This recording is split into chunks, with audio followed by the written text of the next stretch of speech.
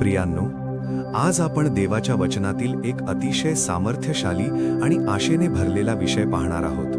नवे हृदय आणि नवा आत्मा. यहेजकेल 36:26 मध्ये देव म्हणतो, मी तुम्हाला नवे हृदय देईन आणि तुमच्यात नवा आत्मा घालीन. तुमचे दगडी हृदय काढून टाकीन आणि मांसाचे हृदय देईन. हे वचन केवळ इस्रायल लोकांसाठी नव्हते, तर आज आपल्या प्रत्येकासाठी आहे.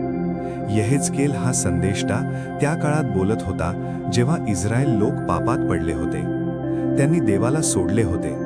मूर्तिपूजा, अन्याय, पाप यामध्ये ते अडकले होते. त्यामुळे त्यांना शिक्षा झाली. ते बंदिवासात गेले. पण त्या परिस्थितीतही देवाने आशेचा संदेश दिला. मी तुम्हाला सोडणार नाही. मी तुम्हाला बदलणार आहे. प्रियांनो, कधीकधी आपल्या जीवनातही संकटे येतात, पण ती शिक्षा नसून बदलाची सुरुवात असू शकते. प्रियांनो, आज आपण समजून घेऊया. 1. दगडी हृदय म्हणजे काय? दगड कठीण असतो.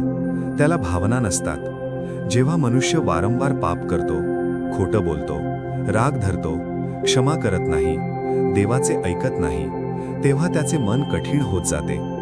सुरुवातीला पाप केल्यावर मन टोचतं, पण हळूहळू ती टोचणी कमी होते आणि शेवटी मन पूर्णपणे कठीण होतं. हेच दगडी हृदय आहे. 2. देव बदल कसा करतो? आपण स्वतःला बदलण्याचा प्रयत्न करतो. चांगले होण्याचा प्रयत्न, राग आवरण्याचा प्रयत्न, वाईट सवयी सोडण्याचा प्रयत्न. पण काही दिवसांनी आपण पुन्हा त्याच ठिकाणी येतो. कारण बाहेरून बदल करून उपयोग नाही. देव आतून बदल करतो. देव दगडी हृदय काढून टाकतो आणि मऊ, जिवंत, प्रेमळ हृदय देतो. 3. मांसाचे हृदय म्हणजे काय?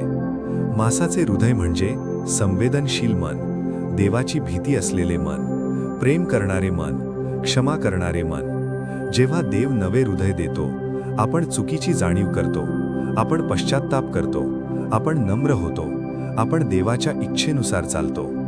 4. नवा आत्मा म्हणजे काय? नवा आत्मा म्हणजे नवीन जीवन. नवा आत्मा म्हणजे नवीन सुरुवात. पूर्वी आपण जगाच्या मार्गाने चालत होतो. आता आपण देवाच्या मार्गाने चालायला लागतो. पूर्वी राग जास्त, स्वार्थ जास्त, मत्सर जास्त. परंतु आता प्रेम वाढते, शांती वाढते, संयम वाढतो.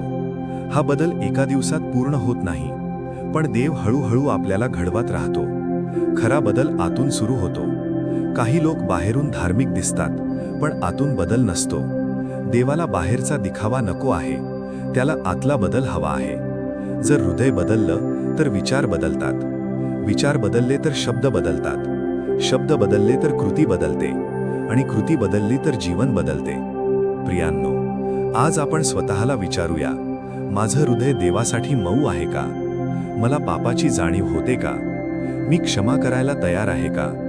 मला देवाच्या इच्छेनुसार जगायचं आहे का? जर तुमचं मन कठीण झालं असेल तर निराश होऊ नका. देव आजही तयार आहे. आता आपण मनापासून अशी प्रार्थना करूया. हे देवा, माझ्या जीवनात जे काही कठीण आहे ते काढून टाक. माझं दगडी हृदय काढून टाक. मला नवे हृदय दे. माझ्यात नवा आत्मा घाल. मला तुझ्या इच्छेनुसार चालायला शिकव.